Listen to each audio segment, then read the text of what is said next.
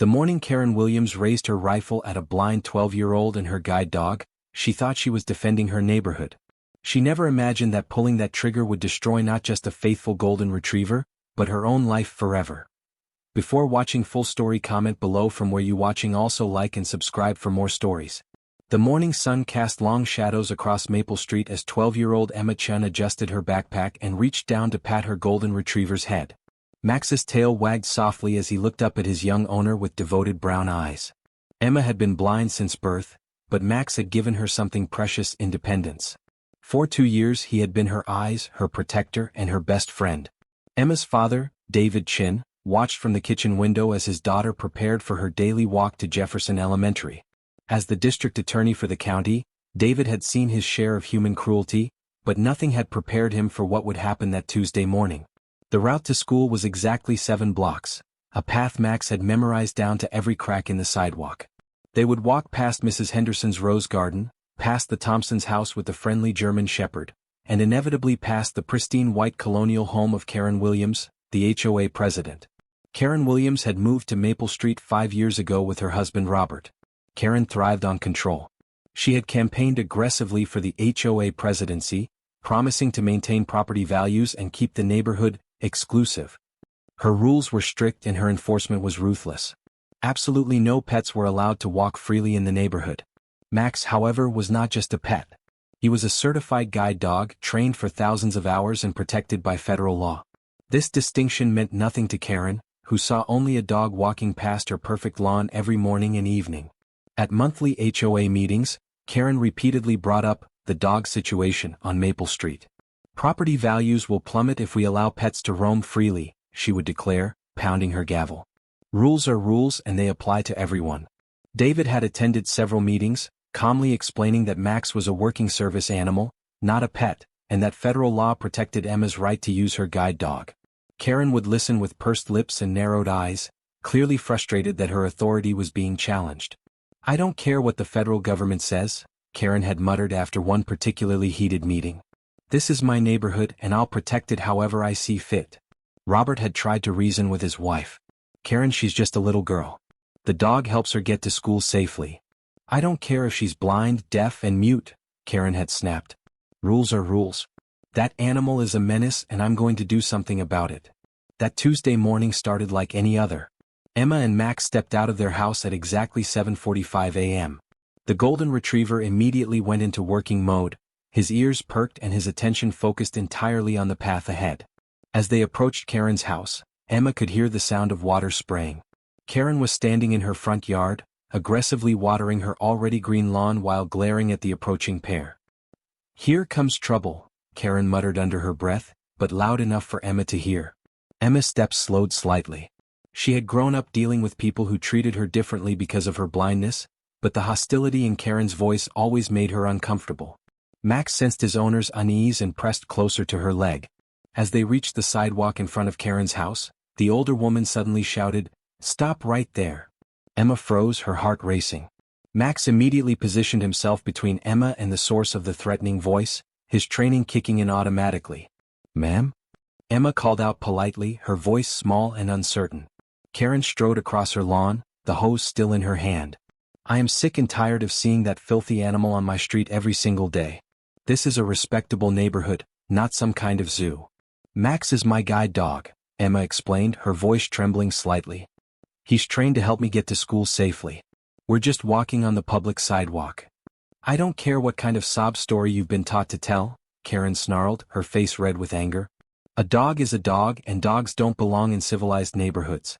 You're nothing but a little beggar using your disability to get special treatment." The cruelty of the words hit Emma like a physical blow. She had encountered ignorance before, but never such naked hatred. Tears began to form in her unseeing eyes. "Please, we're just trying to get to school," Emma whispered. "Well, maybe you should find a different route," Karen shot back. "Or better yet, maybe your parents should drive you like normal families do instead of forcing the rest of us to deal with your problems." Emma tugged gently on Max's harness, signaling that she wanted to continue walking. They had dealt with difficult people before, and the best strategy was always to remove themselves from the situation. But as Emma and Max started to move past Karen's property, the HOA president's anger reached a boiling point. She had been humiliated at the monthly meetings, overruled by federal law, and made to look powerless in front of her neighbors. The sight of the blind girl and her dog walking past her house every day had become a symbol of her failure to maintain control. "Don't you dare walk away from me!" Karen screamed, throwing down the hose and marching back toward her house. "I'm not finished with you." Emma heard the screen door slam and quickened her pace. Max, sensing his owner's distress, picked up the pace as well, guiding her more quickly down the sidewalk. They were almost past Karen's property when Emma heard the screen door open again. "I warned you." Karen's voice carried across the yard. "I told everyone this would happen." Emma turned her head in confusion. "What would happen?" "We're just walking to school." That's when she heard the metallic click that would haunt her nightmares for years to come. It was the sound of a rifle being loaded. Karen Williams had retrieved her husband's hunting rifle from the locked cabinet in their basement. Karen had never fired a gun in her life, but in her rage-fueled state, she believed she was defending her neighborhood from an invasion. "Get off my street!" Karen shouted, raising the rifle. "I'm done being ignored. I'm done being walked all over." Emma heard the panic in her neighbor's voice and knew something terrible was about to happen. She had never seen a gun, but she had heard enough movies and TV shows to recognize the sound of one being cocked. "Max, home," she commanded, using the emergency phrase she had been taught to use if they ever encountered danger. But Max had already assessed the situation. His years of training had taught him to protect Emma above all else. When he saw the rifle pointed in their direction, his decision was instantaneous. Instead of guiding Emma away from danger, Max moved directly between his owner and the weapon. The gunshot echoed through the quiet neighborhood like thunder. Birds scattered from trees. Dogs began barking from behind fences.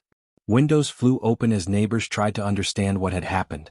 Max collapsed instantly, his body falling across the sidewalk in front of Emma's feet. The golden retriever's blood began to pool on the concrete as his life ebbed away.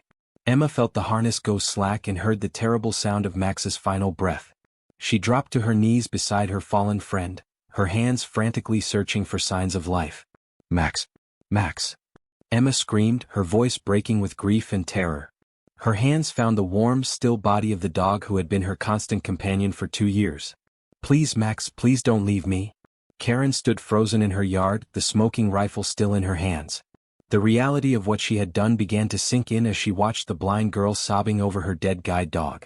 This wasn't how it was supposed to happen. Mrs. Henderson was the first neighbor to reach Emma.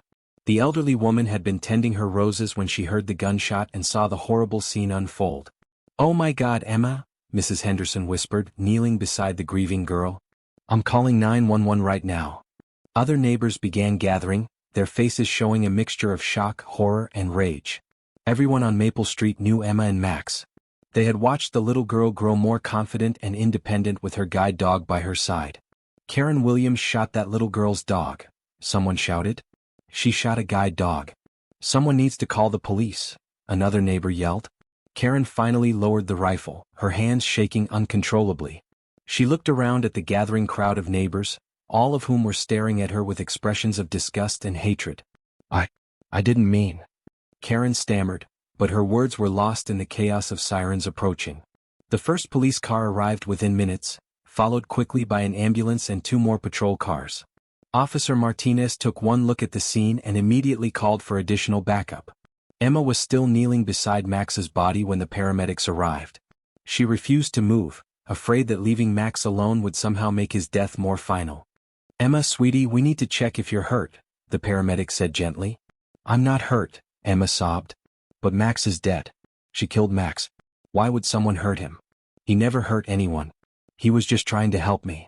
Officer Martinez approached Karen, who was now sitting on her front steps with the rifle beside her. She looked like she was in shock, staring blankly at the crowd of angry neighbors. "Ma'am, I need you to step away from the weapon," Officer Martinez said firmly. Karen looked up at him with empty eyes. "I didn't mean for this to happen. I just wanted them to go away. I just wanted them to leave me alone." "Ma'am, you shot a guide dog," Officer Martinez said, his voice filled with disgust. "Do you understand what you've done?" As Karen was being handcuffed and read her rights, David Chen's car screeched to a halt at the curb. Someone had called him at the courthouse, saying only that Emma had been involved in an incident on Maple Street. Nothing could have prepared him for the scene he found. His daughter was kneeling on the sidewalk, her school clothes stained with blood, clutching the body of her dead guide dog. The sight of Emma's anguish filled David with a cold, calculating rage that he had never experienced before. "Daddy," Emma whispered when she heard his voice. "She killed Max. She killed him for no reason. He was just walking me to school like always." David held his daughter as she sobbed, feeling her small body shake with grief. Over her shoulder, he watched as Karen was loaded into the back of a police car. Their eyes met for a brief moment, and Karen saw something in the district attorney's gaze that made her blood run cold. "I'm going to make sure you pay for this," David said quietly, his voice carrying across the yard. "I'm going to make sure you pay for every tear my daughter sheds." The investigation that followed was swift and thorough. David recused himself from prosecuting the case directly to avoid any conflicts of interest, but he made sure that his most skilled assistant district attorney, Sarah Mitchell, was assigned to handle the prosecution. Within hours, Karen was charged with multiple felonies: animal cruelty in the first degree, destruction of a service animal, a federal crime, endangering the welfare of a child, illegal discharge of a firearm in a residential area, and terroristic threats. The media attention was immediate and intense. The story of the HOA president who shot a blind girl's guide dog resonated with people across the country. "HOA president shoots blind girl's guide dog" became a trending topic on social media. The public response was overwhelmingly supportive of Emma and condemning of Karen's actions. Karen's husband Robert filed for divorce within a week of the shooting. "I am disgusted and ashamed by my wife's actions," he said in a statement. "I cannot and will not remain married to someone capable of such cruelty." The HOA board held an emergency meeting and voted unanimously to remove Karen from her position as president. Several neighbors who had previously supported her strict enforcement of HOA rules now spoke out against her. Karen's attorney knew he was facing an impossible case. The evidence was overwhelming, the public sentiment was entirely against his client, and the charges were serious enough to put Karen in prison for decades. "My client deeply regrets her actions," her lawyer said at a press conference. "She was under enormous stress and made a terrible mistake in judgment." But remorse was hard to find in Karen's behavior following the shooting. In jail awaiting trial, she continued to maintain that she had been defending her neighborhood. She wrote letters to local newspapers claiming that she was being persecuted for trying to maintain community standards. Emma, meanwhile, was struggling to cope with life without Max. The little girl who had been so independent and confident was now afraid to leave her house. She had nightmares about the sound of the gunshot and woke up calling for Max. David arranged for Emma to receive counseling from a therapist who specialized in trauma recovery for children. Dr. Jennifer Walsh had worked with young victims of violent crimes for over 20 years, but Emma's case affected her deeply. "Emma is dealing with multiple layers of trauma," Dr. Walsh explained to David. "She's grieving the loss of her beloved companion, she's lost her sense of independence and security, and she's struggling with the senselessness of the violence." 6 months after the shooting, Karen's trial began. The courthouse was packed with spectators, including many of Emma's neighbors and supporters from across the country who had traveled to witness the proceedings. Emma took the witness stand on the second day of the trial. Now 13 years old, she had grown several inches and her voice had gained strength through months of therapy. But when she spoke about Max, the pain in her words was still raw and immediate. "Max was more than just my guide dog," Emma testified, her voice clear and steady. "He was my best friend, my protector, and my gateway to independence. Every morning he would wake up excited to help me start my day. He never complained, never got tired, never asked for anything except the chance to keep me safe." Emma paused, taking a deep breath before continuing. "The morning Ms. Williams shot him, Max did exactly what he was trained to do. When he sensed danger, he put himself between me and the threat. Even in his final moments, he was protecting me." The courtroom was completely silent except for the soft sounds of people crying. Even the court reporter had to stop typing to wipe away tears. "Max died because Ms. Williams decided that her anger was more important than my safety," Emma continued. "She took away my independence, my security, and my best friend because she couldn't stand the sight of a disabled girl trying to live a normal life." The prosecution called expert witnesses who testified about the training and value of guide dogs. The jury learned that Max had undergone over 18 months of specialized training and represented an investment of more than $25,000. Karen's defense was weak and unconvincing. Her attorney argued that she had been under stress from her HOA duties and had acted impulsively without intending to hurt anyone. He claimed that she had meant to fire a warning shot and that Max's death was an accident. But the prosecution easily dismantled this defense. Ballistics experts testified that the angle of the shot proved that Karen had aimed directly at Max, not into the air or ground. Neighbors testified about Karen's previous threats and her pattern of harassment toward Emma and Max. The jury deliberated for less than 3 hours before returning with their verdict: guilty on all counts. When the foreman read the verdict, Karen collapsed in her chair, finally seeming to understand that her life as she knew it was over. Judge Patricia Williams showed no mercy at sentencing. "Mrs. Williams, your actions on that terrible morning were not the result of stress or momentary poor judgment," she said sternly. "They were the culmination of months of harassment and hatred directed at a disabled child and her service animal." Karen received 5 years in state prison followed by 3 years of federal prison time. She was also ordered to pay $50,000 in restitution to Emma for her emotional trauma and medical expenses, and she was permanently banned from owning firearms. But David wasn't finished seeking justice for his daughter. He filed a massive civil lawsuit against Karen, seeking additional damages for Emma's pain and suffering, her loss of independence, the cost of training with a new guide dog, and punitive damages designed to ensure that Karen would never financially recover from her actions. Karen's homeowner's insurance refused to cover the civil judgment, arguing that her actions were criminal and intentional, not accidental. Faced with legal bills and massive damage awards, Karen was forced to declare bankruptcy and sell her house. Prison was a harsh awakening for Karen Williams. The woman who had spent years as the powerful president of her HOA found herself at the bottom of the prison hierarchy. Other inmates had no sympathy for someone who would hurt a child service animal, and Karen spent much of her sentence in protective custody for her own safety. Emma, meanwhile, was slowly learning to trust the world again. After a year of waiting, she was matched with Hope, a German shepherd who had been specially trained to work with handlers who had experienced trauma. The process of bonding with Hope was difficult at first.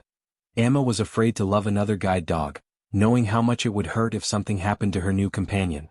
But Hope was patient and gentle, and gradually Emma began to open her heart again. With Hope by her side, Emma slowly began to reclaim her independence. She started walking to school again, though she chose a different route that avoided Maple Street entirely. Emma also became an advocate for disability rights and service animal protection. She spoke at schools and community groups about the importance of respecting service animals and understanding the needs of people with disabilities. "Max's death was senseless and cruel," Emma would say in her speeches. "But if his story can help protect other service animals and educate people about disability rights, then maybe some good can come from our tragedy." Her advocacy work led to the passage of stronger laws protecting service animals. Max's Law, as it became known, increased penalties for harming service animals and provided additional funding for training programs. When Emma was 17, she received a letter from Karen, who was nearing the end of her prison sentence. Unlike the previous letters, this one was not returned unopened. Emma's therapist suggested that reading it might help with her healing process. The letter was different from Karen's previous attempts at communication. Gone were the excuses and self-pity. Instead, Karen wrote with what seemed like genuine remorse and understanding of the pain she had caused. "I know I have no right to ask for your forgiveness," Karen wrote. "I know that my actions destroyed your sense of security and took away someone you loved. I cannot undo what I did, and I will regret it for the rest of my life." Emma read the letter several times before deciding how to respond. After discussing it with her family and therapist, she made a decision that surprised everyone. On the day of Karen's release from prison, a small group of protesters had gathered outside the correctional facility. They held signs with Max's picture and chanted slogans demanding justice. But also waiting in the crowd was Emma, now a confident young woman with Hope by her side. When Karen emerged from the prison, she looked like she had aged 20 years. Her hair was gray, her face was lined with stress and regret, and her shoulders were slumped with defeat. She had lost everything: her marriage, her home, her social status, and her future. As Karen walked through the crowd of protesters, she saw Emma standing quietly to one side. The sight of the young woman she had traumatized filled Karen with shame and regret so deep that she could barely breathe. Emma approached Karen slowly, Hope alert and protective at her side. The crowd fell silent, unsure of what was about to happen. "I got your letter," Emma said quietly, her voice carrying in the sudden silence. Karen's eyes filled with tears. "Emma, I'm so sorry. I know those words aren't enough, but I am so deeply sorry for what I did to you and to Max." "I know you are," Emma replied. "I can hear it in your voice and I could feel it in your letter. That's why I came here today." Emma paused, choosing her words carefully. "I forgive you, Karen. Not because you deserve it and not because what you did was okay. I forgive you because carrying hatred in my heart hurts me more than it hurts you. Karen broke down completely, sobbing uncontrollably at the unexpected gift of forgiveness. I don't deserve your forgiveness, she whispered through her tears. No, you don't, Emma agreed. But forgiveness isn't about what you deserve. It's about what I need to do to heal and move forward with my life. Emma's voice grew stronger as she continued. You took Max from me and that will always hurt. But you didn't destroy me. You didn't break me. You made me realize how strong I am, how strong people with disabilities can be, and how many good people in this world will stand up for what's right. Max died protecting me, Emma said, her hand resting on Hope's head. His death led to stronger laws that protect other service animals. His story inspired thousands of people to become advocates for disability rights. In the end, Max's legacy is one of love and protection, not violence and hatred. Karen struggled to find words. I spend my days volunteering at an animal shelter now. I'm trying to make amends, trying to do some good with what's left of my life. That's good, Emma said simply. That's what you should be doing. As Emma and Hope walked away from the prison, Karen called out one last time. Emma, wait. How? How do you find the strength to forgive someone like me? Emma turned back, considering the question seriously. I learned that there are two kinds of people in this world, she said finally. There are people who let their pain make them bitter and cruel, and there are people who let their pain make them compassionate and strong. I decided a long time ago which kind of person I wanted to be. Years later, when Emma graduated from law school and began her career as a disability rights attorney, she would often think about that moment outside the prison. Karen had moved to another state and lived quietly under a different name, working at animal shelters and trying to make amends for her terrible choice. The bronze statue of Max that was erected in front of Jefferson Elementary bore a simple inscription. In memory of Max, a faithful friend who gave his life protecting the child he loved. True heroes come in all forms. Every morning, children with their service animals would walk safely past that statue, protected by laws that Max's sacrifice had helped create. Emma would sometimes visit the statue with Hope, remembering her first guide dog and the lessons his death had taught her about justice, forgiveness, and the power of turning tragedy into positive change. Max's story became a symbol of the unbreakable bond between service animals and their handlers, and a reminder that even in the face of senseless cruelty, love and justice can prevail. The legacy of one brave golden retriever continued to protect and inspire long after his death, proving that true heroes come in all forms.